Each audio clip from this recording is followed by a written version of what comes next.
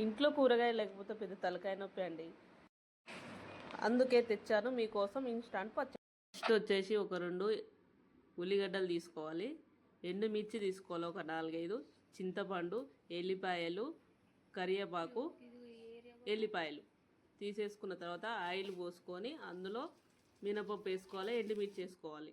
వేసుకున్న తర్వాత జీలకర్ర వేసుకోవాలి. జీలకర్ర వేసుకున్నాక ఎల్లిపాయలు వేసుకొని కలుపుకోవాలి. కలుపుకున్న తర్వాత లైట్గా కొంచెం గోల్డ్ కలర్ వచ్చే వరకు వేయించుకోవాలి. తర్వాత ఆనియన్స్ వేసుకోవాలి. అందులో ఆనియన్స్ వేసుకొని కలుపుకొని కరివేపాకు కూడా వేయాలి. అందులో కరివేపాకు వేసి కలుపుకోవాలి. పసుపు వేసుకోవాలి, చిటికెడంతా పసుపు వేసుకోవాలి. సాల్ట్ వేసుకోవాలి.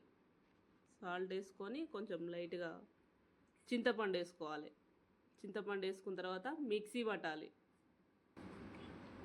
మిక్సీ పట్టేసుకొని అయిపోయింది మన పచ్చడి.